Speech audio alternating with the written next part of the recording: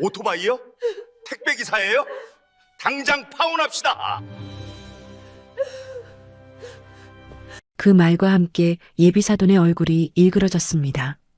저는 김서연 32살로 중견 IT 기업에서 마케팅팀 대리로 일하고 있습니다. 오늘은 제 인생에서 가장 중요한 날, 약혼자와의 상견례 자리였습니다. 파혼입니다. 당장 파혼이에요. 그런데 제 아버지가 오토바이를 타고 오셨다는 이유만으로 예비사돈은 10초 만에 파혼을 선언했습니다. 그때는 몰랐습니다. 제 아버지가 어떤 분인지, 그리고 저 거만한 예비사돈이 얼마나 큰 실수를 저질렀는지를요. 지금부터 이 사연 시작합니다. 사연 시작 전에 구독 버튼을 눌러주시고 어디서 듣고 계신지 댓글에 남겨주시면 행운 가득한 기운을 전달해 드립니다. 상견례 당일 오후 2시 저는 서울 강남의 한 호텔 레스토랑에서 떨리는 마음으로 아버지를 기다렸습니다. 약혼자 준호 씨와 예비사돈 박철수 부장님은 이미 도착해 자리에 앉아 계셨죠. 서연 씨 아버님은 무슨 일 하시나요? 철수 부장님이 물었습니다. 저희 아버지는 사업하십니다. 제가 조심스럽게 대답했습니다. 아버지는 평소 자신의 신분을 드러내는 걸 극도로 싫어하셨거든요. 그래서 저도 구체적으로 말씀드리지 않았습니다. 사업이요? 규모가 어느 정도 되나요? 철수 부장님의 질문이 이어졌습니다. 저는 애매하게 웃으며 대답을 피했죠. 그때였습니다. 레스토랑 입구에서 오토바이 엔진 소리가 들렸습니다. 저는 깜짝 놀랐습니다. 설마 아버지가 오토바이를 타고 오실 줄은 몰랐거든요. 아버지는 평소에도 검소한 생활을 고집하셨지만 상견례 자리에까지 오토바이를 타고 오실 줄은 상상도 못했습니다. 헬멧을 벗으신 아버지가 레스토랑 안으로 들어오셨습니다. 편안한 청바지에 간단한 재킷 차림이었죠. 저는 반갑게 손을 흔들었지만 철수 부장님의 표정이 순식간에 굳어지는 게 보였습니다. 오토바이요? 상견례에 오토바이를 타고 오십니까? 철수 부장님이 비웃듯 말했습니다. 아버지는 미소를 지으며 자리에 앉으셨어요. 편하고 빠르다 보니 애용하고 있습니다. 아버지의 차분한 대답이었습니다. 하지만 철수 부장님의 얼굴은 점점 더 일그러졌죠. 이런 몰골로 우리 아들 장인이 되시겠다고요? 파혼입니다. 당장 파혼이에요. 저는 귀를 의심했습니다. 겨우 10초도 안 돼서 파혼을 선언하시다니요.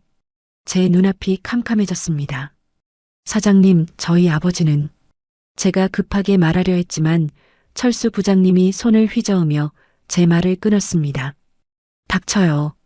오토바이나 타고 다니는 집안이 우리 아들한테 무슨 자격이 있다고요? 저는 충격을 받았습니다. 아버지는 여전히 침착한 표정으로 철수 부장님을 바라보셨어요. 제 딸이 준호 씨를 진심으로 좋아하는데 한 번만 생각해 주시면. 아버지가 조용히 말씀하셨습니다. 하지만 철수 부장님은 코웃음을 쳤죠. 좋아한다고 다 되는 줄 아십니까? 결혼은 집안끼리 하는 겁니다. 오토바이나 타고 다니는 사람이 무슨 집안이에요? 철수 부장님의 목소리가 점점 커졌습니다. 주변 테이블에 앉아있던 사람들이 우리를 쳐다보기 시작했어요. 저는 부끄러움과 분노가 동시에 치밀어 올랐습니다. 준호 씨는 그저 고개를 숙인 채 아무 말도 하지 못했습니다. 아버지 눈치만 보고 계셨죠. 저는 실망감이 밀려왔습니다. 철수 부장님이 의자를 뒤로 밀며 일어났습니다. 그리고 아버지에게 다가가 거만한 표정으로 말했습니다. 솔직히 말씀드리죠. 전 중견기업 부장입니다. 우리 회사 매출이 연 500억이에요. 그런데 오토바이나 타고 다니는 분이 우리 사돈이 된다고요? 말이 됩니까? 아버지는 천천히 고개를 끄덕이셨습니다. 그리고 조용히 물으셨어요. 성진산업 영업부장이시군요. 철수 부장님의 눈이 커졌습니다. 그래요. 성진산업 아시오? 업계에선 꽤 알려진 회사인데 오토바이나 타고 다니시는 분이 우리 회사를 알 리가 없겠지만요. 철수 부장님이 자랑스럽게 말했습니다. 아버지는 아무 말씀도 하지 않으셨어요. 그저 철수 부장님을 조용히 바라보기만 하셨죠. 저는 눈물이 날 것 같았습니다. 하지만 아버지는 제 어깨를 가볍게 토닥이시며 일어나셨습니다. 딸아, 우리 가자. 억지로 맺어지는 인연은 오래가지 못한단다. 아버지의 따뜻한 목소리였습니다. 철수 부장님은 비웃으며 말했습니다. 잘 생각하셨어요. 오토바이 타고 가실 때 조심하시고요. 저는 아버지와 함께 레스토랑을 나왔습니다. 뒤에서 철수 부장님의 목소리가 들렸어요. 저런 아버지 밑에서 자란 애가 뭘 알겠어요. 우리 아들 인생 망칠 뻔했네. 제 눈에서 눈물이 흘러내렸습니다. 아버지는 제 손을 꼭 잡아주시며 말씀하셨습니다. 괜찮다. 아빠가 있잖아. 그날 저는 아버지의 따뜻한 손을 잡고 집으로 돌아왔습니다. 하지만 이틀 뒤 예상치 못한 일이 벌어지게 됩니다. 레스토랑을 나서며 저는 눈물을 참을 수 없었습니다. 아버지는 제 어깨를 감싸 안으시며 아무 말씀도 하지 않으셨어요. 주차장에 세워둔 오토바이 앞에서 아버지가 헬멧을 건네주셨습니다. 아빠 미안해요. 쟤 때문에. 제가 울먹이며 말했습니다. 아버지는 제 머리를 쓰다듬으시며 미소 지으셨어요. 서연아, 내 잘못이 아니란다. 사람을 겉모습으로 판단하는 사람들이 문제지. 아버지의 목소리는 여전히 차분했습니다. 저는 아버지의 품에 안겨 한참을 울었어요. 그 시각 레스토랑 안에서는 철수 부장님이 의기양양한 표정으로 앉아 계셨습니다. 주변 테이블 손님들이 아까 상황을 보고 수군거리는 게 들렸죠. 맞지? 저런 사람들은 저렇게 해야 돼. 오토바이나 타고 다니는 주제에 우리 집안과 사돈을 맺겠다니. 철수 부장님이 큰 소리로 말했습니다. 준호 씨는 불편한 표정으로 고개를 숙이고 있었어요. 아버지, 좀 심하셨던 거 아니에요? 서연이는 정말 좋은 사람인데. 준호 씨가 조심스럽게 말했습니다. 하지만 철수 부장님은 손을 휘저으며 아들을 제지했죠. 닥쳐. 내가 뭘 알아. 결혼은 집안을 보고 해야 하는 거야. 오토바이 타고 다니는 사람이 무슨 집안이겠어. 철수 부장님의 목소리에는 확신이 가득했습니다. 저는 그날 회사로 돌아갔지만 아무 일도 손에 잡히지 않았어요. 동료들이 상견례가 어땠냐고 물었지만 저는 아무 대답도 할 수 없었습니다. 저녁이 되어 집으로 돌아오니 아버지가 거실에 앉아 계셨습니다. 평소처럼 차를 마시고 계셨죠. 아빠, 정말 괜찮으세요? 제가 걱정스럽게 물었습니다. 아버지는 고개를 끄덕이며 미소 지으셨어요. 괜찮단다. 오히려 그 사람의 본 모습을 일찍 알게 돼서 다행이지. 아버지의 말씀이었습니다. 저는 아버지의 여유로운 모습에 조금 안심이 되었어요. 그 시각 철수 부장님은 집으로 돌아가는 차 안에서 여전히 의기양양했습니다. 준호 씨에게 계속 말을 했죠. 오늘 내가 얼마나 잘했는지 알아? 저런 집안이랑 사돈 맺었으면 우리 집안 망신이었어. 오토바이나 타고 다니는 사람들이랑 어울릴 순 없지. 철수 부장님은 자신의 판단이 옳았다고 확신하고 있었습니다. 준호 씨는 아무 말 없이 창밖만 바라보고 있었어요. 다음 날 아침 저는 회사에 출근했습니다. 마음이 무거웠지만 일은 해야 했거든요. 점심시간이 되어 회사 식당에서 밥을 먹고 있는데 동료가 다가왔습니다. 서연아, 어제 상견례 어땠어? 표정이 안 좋던데. 동료가 걱정스럽게 물었습니다. 저는 힘없이 웃으며 대답을 피했어요. 그날 오후 저는 책상에 앉아 일을 하다가 문득 아버지 생각이 났습니다. 평생 검소하게 사셨던 아버지, 저를 위해 무엇이든 해주셨던 아버지. 그런 아버지를 오토바이를 탄다는 이유만으로 무시당한 게 너무 억울했어요. 저는 핸드폰을 꺼내 아버지께 문자를 보냈습니다. 사랑한다고, 최고의 아버지라고요. 아버지는 곧바로 답장을 보내셨어요. 걱정하지 말라고, 다 잘 될 거라고요. 저는 그 문자를 보며 눈물이 났습니다. 아버지는 분명 상처받으셨을 텐데 저를 걱정하고 계셨거든요.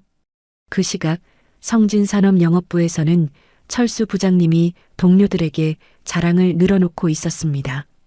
어제 상견례에서 내가 딱 잘라버렸어. 오토바이 타고 온 사람이 우리 아들 장인이 되겠다고? 말도 안 되지. 철수 부장님이 큰 소리로 말했습니다. 주변 직원들은 어색하게 웃으며 듣고 있었죠. 철수 부장님은 자신의 판단이 얼마나 현명했는지 계속 떠벌렸습니다. 요즘 세상에 오토바이나 타고 다니는 사람이 무슨 사업을 한다는 거야. 거짓말이 뻔하지. 내가 사람 보는 눈이 있어서 바로 알아챘어. 철수 부장님의 자신감은 하늘을 찔렀습니다. 하지만 그는 자신이 얼마나 큰 실수를 저질렀는지 전혀 모르고 있었어요. 저녁이 되어 집으로 돌아온 저는 아버지와 함께 저녁 식사를 했습니다. 아버지는 평소처럼 담담하게 식사를 하셨어요. 아빠, 저 괜찮아요. 준호 씨랑은 인연이 아니었나 봐요. 제가 애써 밝게 말했습니다. 아버지는 고개를 끄덕이시며 제 손을 잡아주셨죠.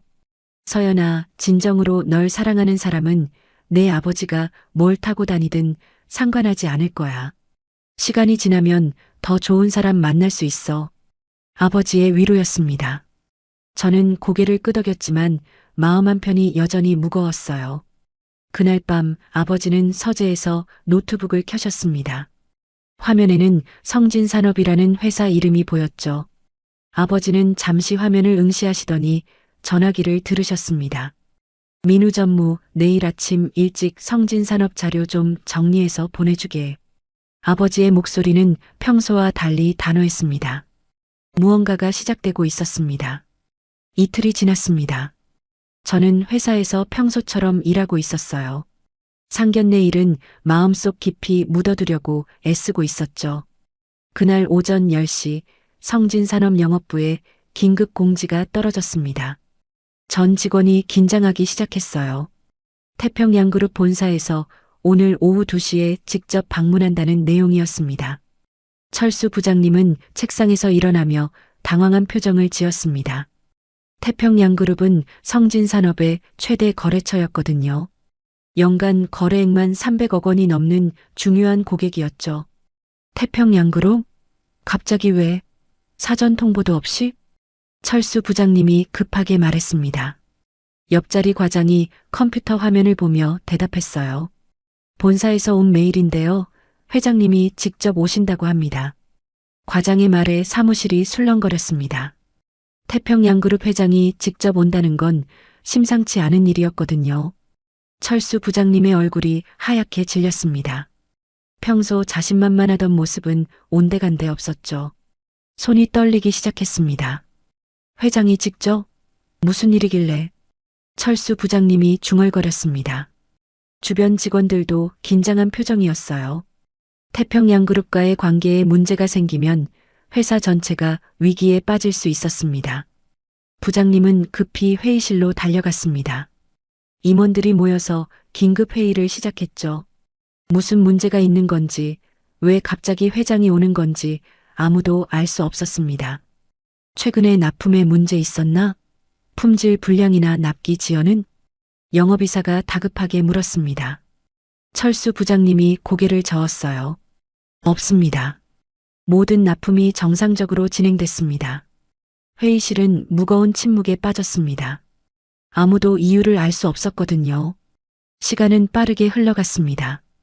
오후 1시 성진산업 전 직원이 긴장 상태에 들어갔습니다. 회의실은 깨끗하게 정리됐고 물과 다과가 준비됐죠. 철수 부장님은 화장실에서 거울을 보며 넥타이를 고쳐맸습니다. 손이 계속 떨렸습니다. 25년 회사 생활에서 이렇게 긴장한 적이 없었어요. 태평양그룹 회장이 직접 온다는 건 심상치 않은 일이었습니다. 부장님, 준비 다 됐습니다. 비서가 다가와 말했습니다.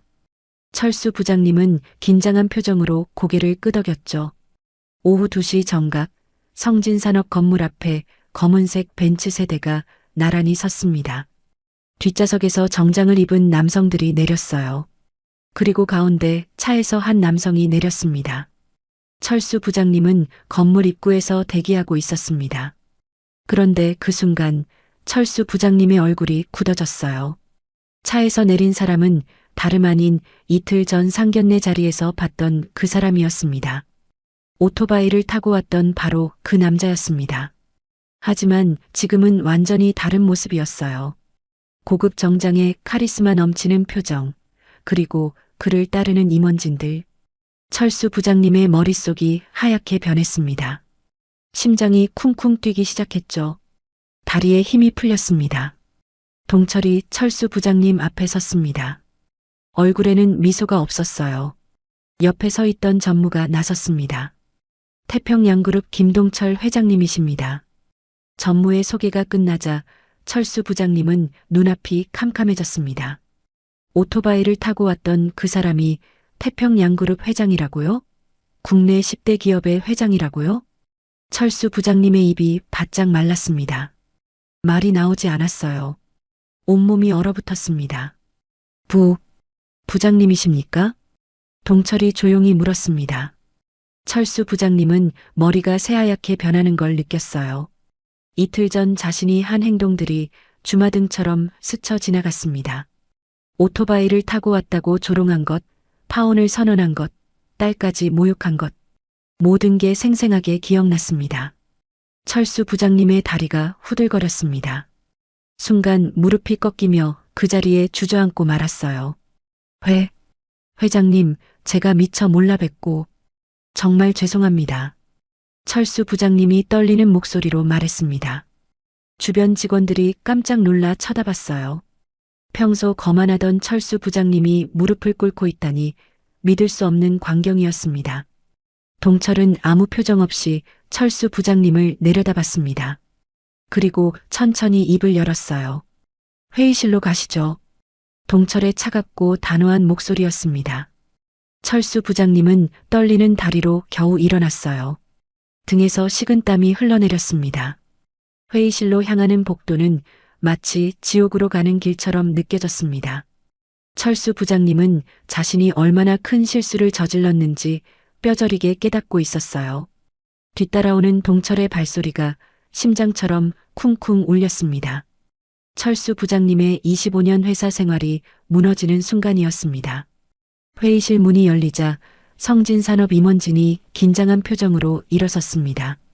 동철이 회의실 안으로 들어섰고 철수 부장님은 그 뒤를 따랐어요. 다리가 후들거려서 걷기조차 힘들었습니다. 동철은 회의실 상석에 앉았습니다. 전무와 임원진이 양옆에 자리를 잡았죠. 성진산업 사장이 급히 인사를 건넸습니다. 회장님, 오늘 방문해 주셔서 영광입니다.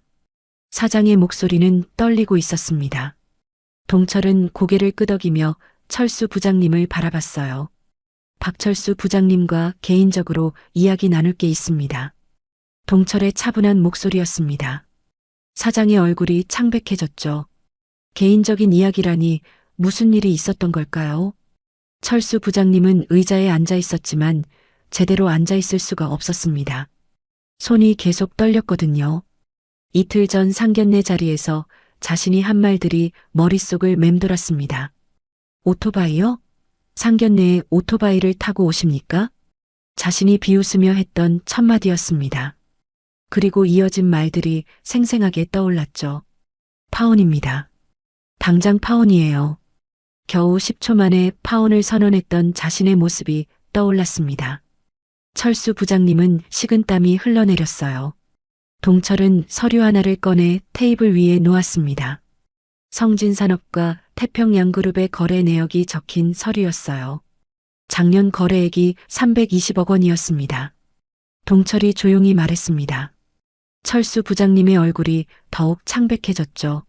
성진산업 전체 매출의 60%가 태평양그룹과의 거래였습니다. 회의실에 무거운 침묵이 흘렀습니다. 성진산업 사장과 임원들은 상황을 파악하지 못한 채 긴장하고 있었어요. 동철은 철수 부장님을 바라보며 입을 열었습니다. 부장님, 이틀 전 제 딸 상견례 자리를 기억하십니까? 동철의 질문에 철수 부장님은 고개를 숙였습니다. 대답할 수가 없었어요. 너무나 부끄럽고 창피했습니다. 오토바이를 타고 갔다는 이유로 10초 만에 파혼을 선언하셨죠. 동철의 목소리는 여전히 차분했습니다. 하지만 그 차분함 속에 서늘함이 느껴졌어요. 철수 부장님은 온몸이 떨렸습니다. 회의실에 있던 모든 사람이 이 상황을 듣고 있었거든요. 평소 거만하게 굴던 자신의 모습이 만천하에 드러나는 순간이었습니다. 회장님, 정말 죄송합니다. 제가 미처 몰라뵙고 큰 실수를 저질렀습니다. 철수 부장님이 떨리는 목소리로 사과했습니다. 동철은 아무 표정 없이 계속 말을 이었어요. 오토바이나 타고 다니는 사람이 무슨 집안이냐고 하셨죠. 제 딸한테도 오토바이 정비사 따위랑 결혼하면 평생 고생한다고 하셨고요. 동철이 그날의 말들을 그대로 읊었습니다. 철수 부장님은 머리를 들 수가 없었어요. 자신이 한 말들이 얼마나 무례하고 심했는지 깨달았습니다. 성진 산업사장이 깜짝 놀라 철수 부장님을 쳐다봤습니다. 믿을 수 없다는 표정이었죠. 평소 회사에서는 능력 있고 성실하다고 평가받던 철수 부장님이 그런 행동을 했다니요. 동철은 물 한 잔을 마시고 다시 입을 열었습니다. 저는 평생 검소하게 살았습니다. 오토바이를 타는 이유는 빠르고 편하기 때문이죠. 그리고 무엇보다 사람을 외모나 타고 다니는 것으로 판단하지 말아야 한다고 믿기 때문입니다. 동철의 말에 회의실이 조용해졌습니다. 모두가 숨을 죽이고 있었어요. 하지만 부장님은 저를 10초 만에 판단하셨습니다. 오토바이를 탄다는 이유만으로요. 철수 부장님은 고개를 들지 못했습니다. 변명할 여지가 없었거든요. 모든 게 사실이었습니다.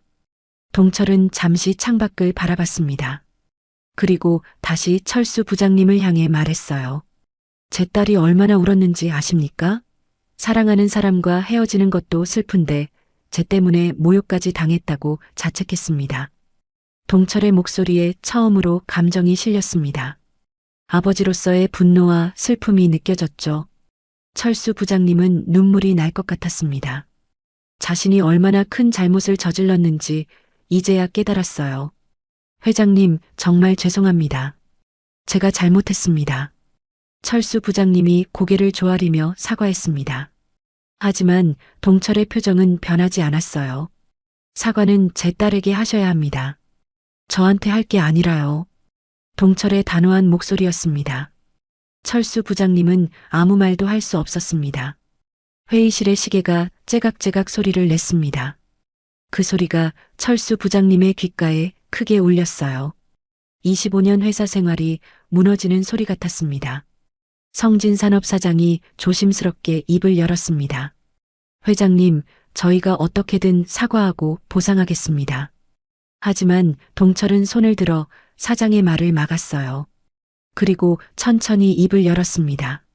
사장님, 이건 회사 차원의 문제가 아닙니다. 개인의 인성 문제입니다.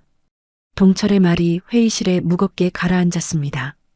철수 부장님은 자신의 미래가 무너지는 걸 느꼈어요. 동철은 자리에서 일어났습니다. 전무와 임원진도 따라 일어섰죠. 회의가 끝나가는 분위기였습니다. 철수 부장님은 급하게 자리에서 벌떡 일어났습니다. 이대로 끝낼 수는 없었어요. 무슨 말이라도 해야 했습니다.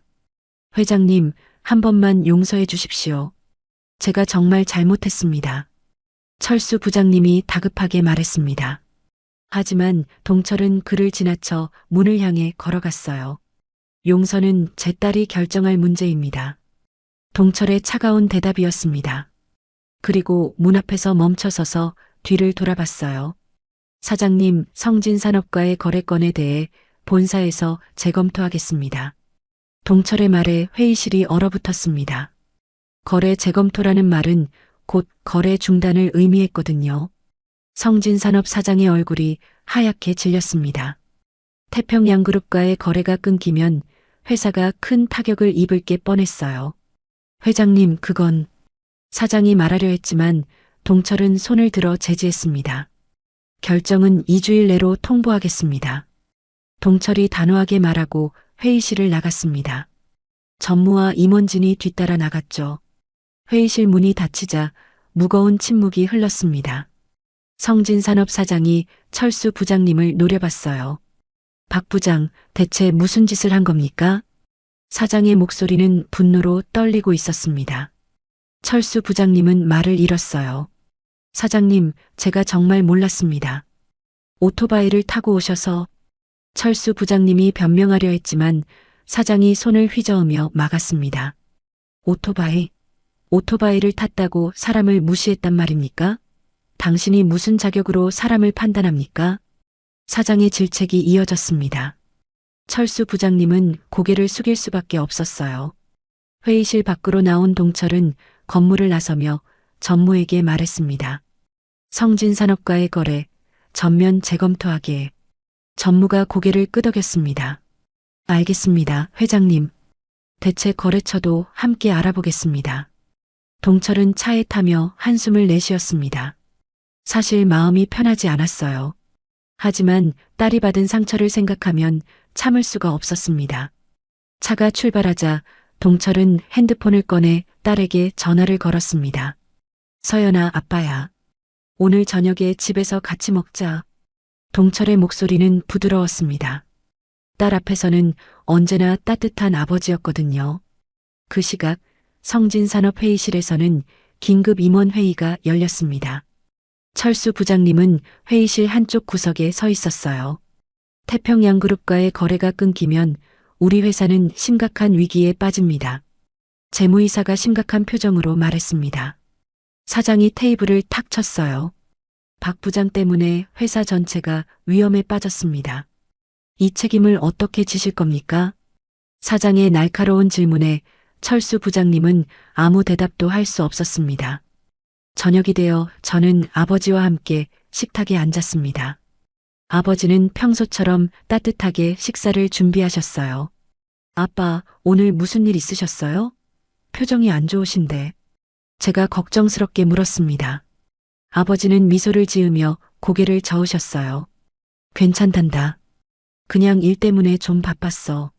아버지는 제게 걱정을 끼치고 싶지 않으셨던 거죠. 저는 아버지의 따뜻한 마음이 느껴져서 가슴이 뭉클했습니다. 그날 밤 철수 부장님은 집에 돌아왔지만 식구들 얼굴을 볼 수가 없었습니다. 아들 준호가 거실에 앉아 있었어요. 아버지, 오늘 태평양그룹 회장님이 회사에 오셨다면서요? 준호가 조심스럽게 물었습니다. 회사 소식은 이미 준호의 귀에도 들어간 상태였죠. 철수 부장님은 소파에 주저앉으며 한숨을 내쉬었습니다. 서연이 아버지가 태평양그룹 회장이었어. 내가 얼마나 큰 실수를 저질렀는지 이제야 알겠구나. 철수 부장님의 목소리는 힘이 없었습니다. 준호는 아무 말도 하지 못했어요. 아버지가 오토바이를 탄다고 무시했지. 10초 만에 파혼을 선언했어. 그분이 태평양그룹 회장님이신 줄도 모르고. 철수 부장님이 중얼거렸습니다. 평생 체면과 겉모습을 중시하며 살아온 자신의 모습이 부끄러웠어요. 준호는 아버지를 보며 복잡한 심경이었습니다. 서연을 좋아했지만 아버지의 반대로 헤어져야 했거든요. 아버지, 서연이한테 사과하셔야 하는 거 아니에요? 준호가 조심스럽게 말했습니다. 하지만 철수 부장님은 고개를 저었어요. 이미 늦었어. 회장님이 우리 회사와의 거래를 재검토하신다고 하셨어.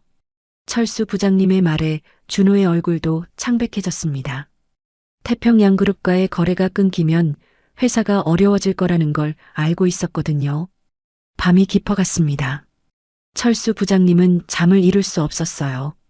천장을 바라보며 이틀 전 상견례 자리를 떠올렸습니다. 자신이 얼마나 거만하고 무례했는지 생생하게 기억났습니다. 오토바이를 탄다는 이유만으로 사람을 판단했던 자신의 모습이 너무나 부끄러웠어요. 새벽이 되어도 철수 부장님은 잠들지 못했습니다. 내일 회사에 가면 어떤 일이 벌어질지 두려웠거든요. 25년 동안 쌓아온 모든 것이 무너지는 느낌이었습니다. 일주일이 지났습니다. 성진산업 전체가 긴장 속에서 그 일주일을 보냈어요. 태평양그룹의 결정을 기다리며 모두가 불안해했습니다. 그날 아침 10시 성진산업 사장실로 공문 한 장이 도착했습니다. 태평양그룹 본사에서 온 공문이었죠. 사장이 서류를 펼쳐보는 순간 얼굴이 창백해졌습니다. 거래 중단 통보서였습니다. 태평양그룹과 성진산업의 모든 거래가 즉시 중단된다는 내용이었어요. 사장은 의자에 주저앉았습니다. 이럴 수가. 사장이 중얼거렸습니다. 연간 300억 원 이상의 거래가 한순간에 끊긴 거예요. 회사 매출의 60%가 사라지는 순간이었습니다. 사장은 급히 철수 부장님을 불렀습니다. 철수 부장님은 이미 각오하고 있었어요. 일주일 내내 제대로 잠도 자지 못했습니다. 박 부장, 태평양그룹에서 거래 중단 통보가 왔습니다. 사장의 목소리는 차가웠습니다. 철수 부장님은 고개를 숙였어요. 사장님, 죄송합니다. 철수 부장님이 떨리는 목소리로 말했습니다. 사장이 책상을 탁 쳤어요. 죄송하다고 해결됩니까? 당신 한 사람 때문에 회사 전체가 위기에 빠졌습니다. 사장의 분노가 폭발했습니다. 철수 부장님은 아무 말도 할 수 없었어요. 오늘부로 사직서를 제출하십시오. 당신을 더 이상 이 회사에 둘 수 없습니다. 사장의 최후 통첩이었습니다. 25년 회사 생활이 끝나는 순간이었죠.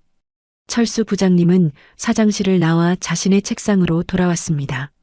동료들이 쳐다봤지만 아무도 말을 걸지 않았어요. 모두가 상황을 알고 있었습니다. 철수 부장님은 책상 서랍을 열어 사직서를 꺼냈습니다. 며칠 전부터 준비해 둔 것이었어요. 펜을 들고 날짜를 적었습니다. 손이 떨렸습니다. 25년 동안 쌓아온 모든 것이 무너지는 순간이었거든요. 거만하게 굴었던 자신의 모습이 후회됐습니다. 사직서를 제출하고 회사를 나서는 철수 부장님의 뒷모습은 초라했습니다. 평소 당당하게 걷던 모습은 온데간데 없었죠. 집으로 돌아온 철수 부장님은 거실 소파에 주저앉았습니다. 준호가 놀라며 다가왔어요. 아버지, 무슨 일이세요?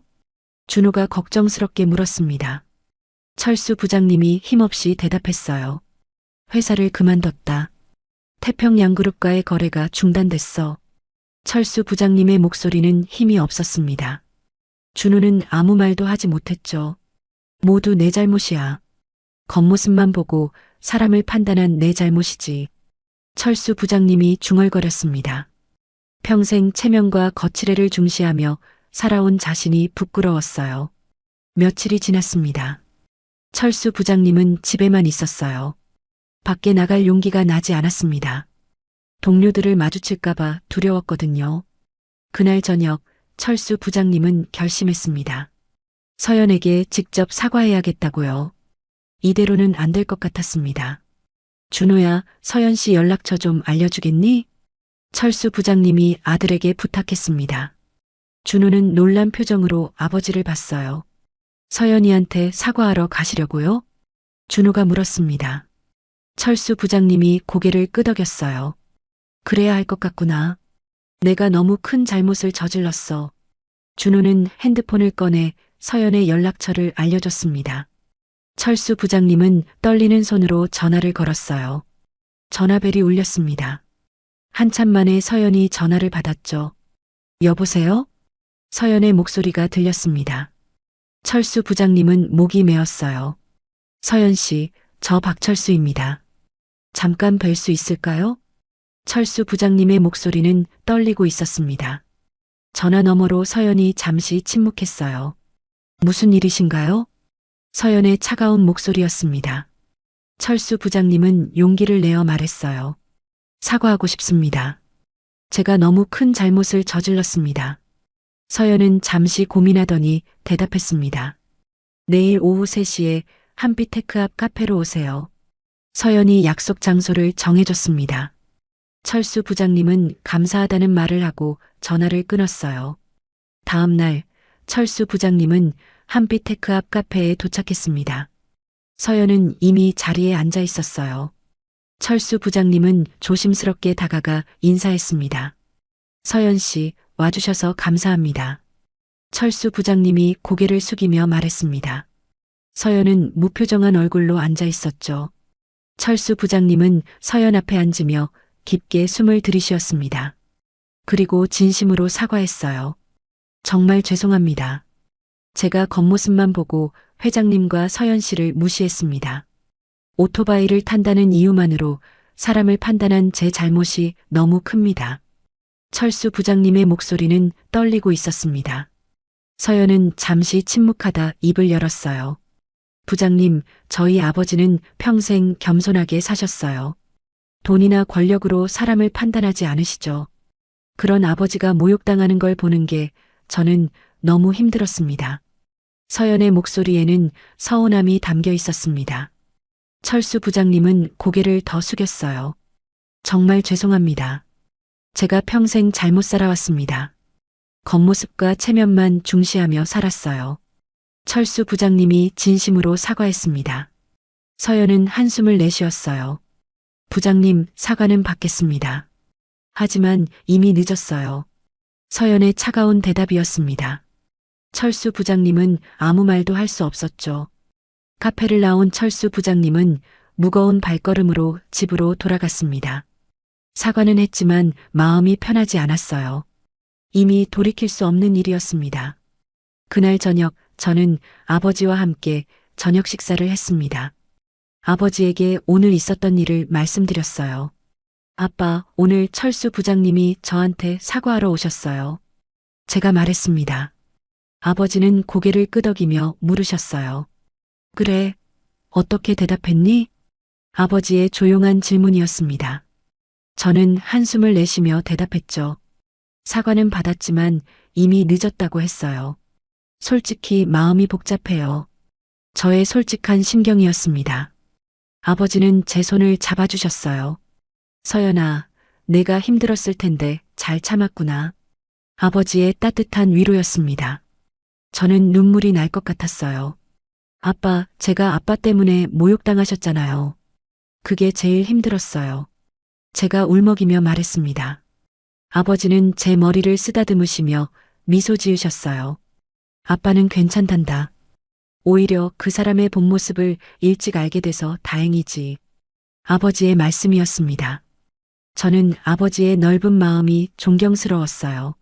며칠 후 성진산업은 경영 위기에 빠졌습니다. 태평양그룹과의 거래 중단으로 매출이 급감했거든요. 회사는 구조조정에 들어갔습니다. 철수 부장님은 집에서 구직 활동을 시작했습니다. 하지만 쉽지 않았어요. 25년 동안 한 회사에만 있었던 데다 나이도 많았습니다. 아버지, 힘드시죠? 준호가 걱정스럽게 물었습니다. 철수 부장님은 고개를 끄덕였어요. 많이 힘들구나. 하지만 이게 다 내 잘못이니까. 철수 부장님은 자신의 잘못을 인정했습니다. 이제야 깨달은 거죠. 사람을 겉모습으로 판단하면 안 된다는 것을요. 어느 날 동철은 서재에 앉아 생각에 잠겨 있었습니다. 성진산업과의 거래 중단 이후 많은 생각을 했거든요. 전무민우가 서재로 들어왔습니다. 회장님, 성진산업이 구조조정에 들어갔습니다. 민우가 보고했습니다. 동철은 창밖을 바라보며 고개를 끄덕였어요. 박철수 부장은 어떻게 됐나? 동철이 물었습니다. 민우가 대답했죠. 사직하고 현재 구직 중이라고 합니다. 민우의 보고였습니다. 동철은 잠시 침묵했어요. 사람들은 왜 겉모습으로 판단할까? 동철이 중얼거렸습니다. 민우는 아무 대답도 하지 않았어요. 동철은 평생 검소하게 살았습니다. 돈이나 권력보다 사람의 본질을 중시했죠. 그런 자신이 오토바이를 탄다는 이유로 무시당한 게 서운했습니다. 하지만 더 슬픈 건 딸이 상처받은 거였어요. 동철은 딸을 위해 무엇이든 할 수 있었습니다. 그래서 단호하게 결정한 거였죠. 민우 전무 앞으로 거래처를 선정할 때 회사 규모뿐 아니라 인성도 중요하게 봐주게. 동철이 말했습니다. 민우가 고개를 끄덕였어요. 알겠습니다, 회장님. 민우의 대답이었습니다. 동철은 다시 창밖을 바라봤죠. 그날 저녁 저는 아버지와 함께 산책을 나갔습니다. 날씨가 좋았거든요. 아버지는 제 손을 잡고 걸으셨어요. 서연아, 이번 일로 많이 힘들었지? 아버지가 물으셨습니다. 저는 고개를 저었어요. 아니에요, 아빠. 오히려 배운 게 많아요. 제가 대답했습니다. 아버지가 미소를 지으셨죠. 뭘 배웠는데? 아버지의 질문이었습니다.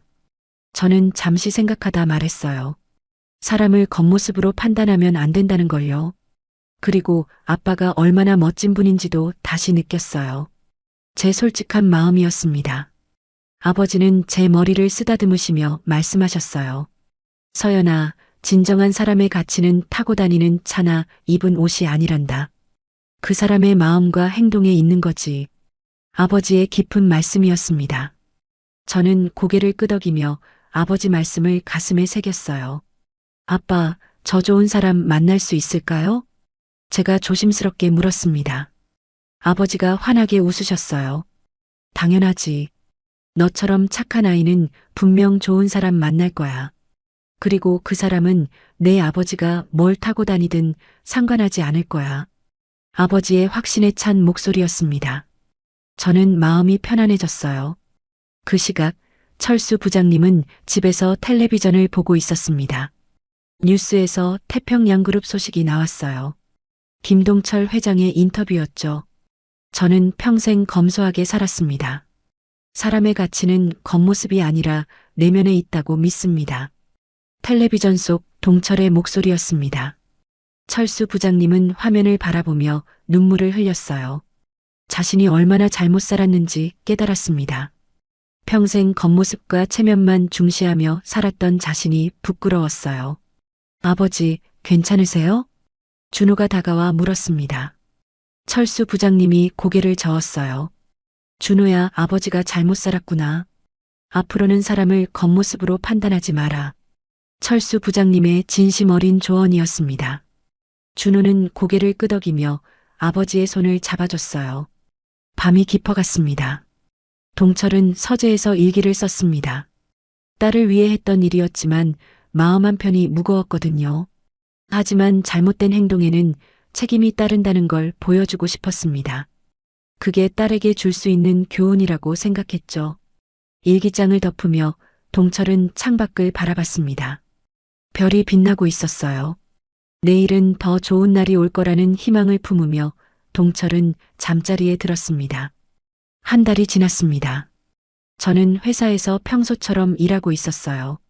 상견례 일은 이제 많이 정리가 됐습니다. 여전히 가끔 생각나지만 예전보다는 마음이 편해졌어요. 어느 날 점심시간 동료가 제게 말했습니다. 서연아, 우리 팀에 새로운 과장님 오신대. 다음 주부터 같이 일하게 될 거야. 동료가 밝게 말했습니다. 저는 고개를 끄덕이며 웃었어요.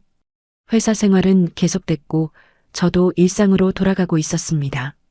준호 씨와의 일은 이제 좋은 추억으로 남기로 했어요. 그 시각 철수 부장님은 작은 중소기업에 취직했습니다. 대기업 부장에서 중소기업 사원으로 내려왔지만 불평하지 않았어요.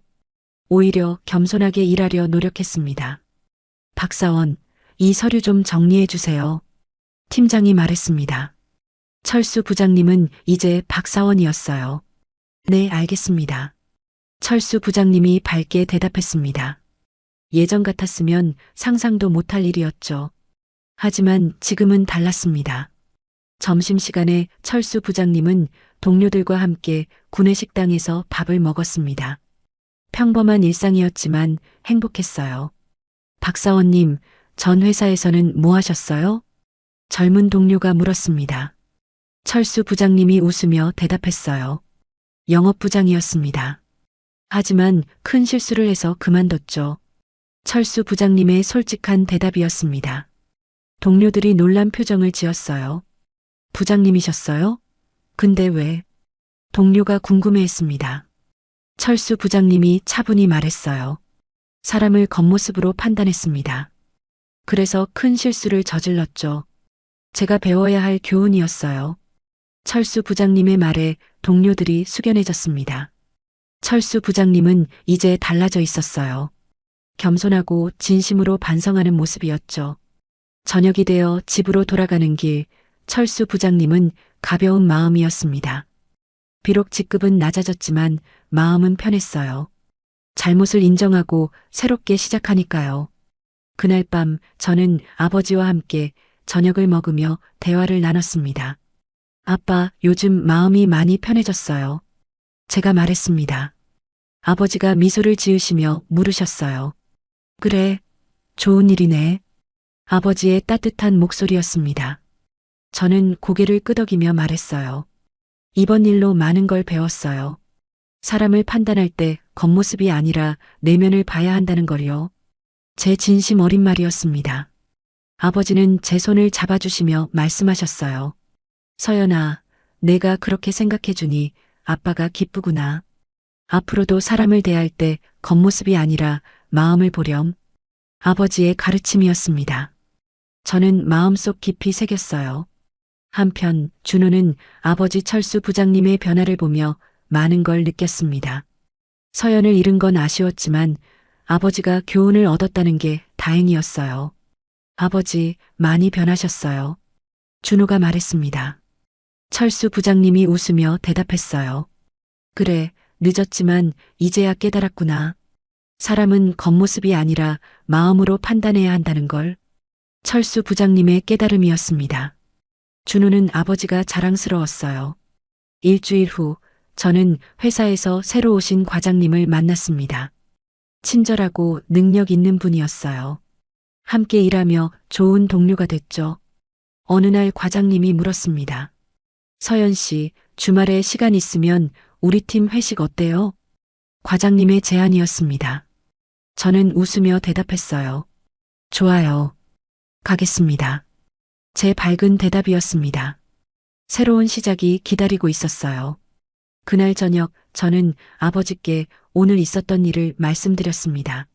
아빠, 새로 오신 과장님이 정말 좋은 분이에요. 제가 말했습니다. 아버지가 웃으시며 물으셨어요. 그래, 좋은 사람들이 주변에 많으니 다행이네. 아버지의 따뜻한 말씀이었습니다. 저는 행복한 미소를 지었어요. 시간이 흘러 계절이 바뀌었습니다. 가을이 왔고 낙엽이 떨어졌어요. 저는 회사에서 승진했고 새로운 프로젝트를 맡았습니다. 어느 날 아버지가 제게 선물을 주셨습니다. 작은 목걸이였어요. 서연아, 이걸 내게 주고 싶구나. 아버지가 말씀하시며 목걸이를 건네주셨습니다. 목걸이에는 작은 펜던트가 달려 있었어요. 하트 모양이었죠. 아빠 예뻐요. 제가 기뻐하며 말했습니다. 아버지가 미소 지으시며 말씀하셨어요. 이 목걸이는 진심을 상징한단다. 항상 진심으로 사람을 대하렴. 그러면 진심을 가진 사람을 만날 수 있을 거야. 아버지의 깊은 뜻이 담긴 선물이었습니다. 저는 목걸이를 소중히 간직했어요. 철수 부장님도 새로운 회사에서 열심히 일했습니다. 겸손하게 배우고 동료들을 존중했죠. 서서히 회사에서 인정받기 시작했어요. 박사원님, 정말 성실하시네요. 팀장이 칭찬했습니다. 철수 부장님은 겸손하게 웃었어요. 아직 배울 게 많습니다. 철수 부장님의 겸손한 대답이었습니다. 예전의 거만함은 온데간데 없었죠. 어느 주말 저는 아버지와 함께 공원을 산책했습니다. 가을 하늘이 맑았어요. 아빠, 이번 일로 제가 많이 성장한 것 같아요. 제가 말했습니다. 아버지가 고개를 끄덕이시며 웃으셨어요. 그래, 힘든 일도 있었지만 그 속에서 배운 게 많지? 아버지의 말씀이었습니다. 저는 진심으로 고개를 끄덕였어요. 인생은 계속됩니다. 저는 새로운 사람들을 만나고 새로운 경험을 하겠죠. 하지만 이번 일로 배운 교훈은 평생 잊지 않을 겁니다. 사람의 진정한 가치는 겉모습이 아니라 마음과 행동에 있다는 것. 그리고 진심으로 대하면 진심이 돌아온다는 것을요. 저는 행복한 미소를 지으며 아버지와 함께 산책을 계속했습니다. 앞으로 더 좋은 날들이 기다리고 있을 거라는 희망을 품으며요. 진정한 사랑은 물질이 아닌 마음에서 시작됩니다. 여러분의 소원이 이루어지길 바랍니다.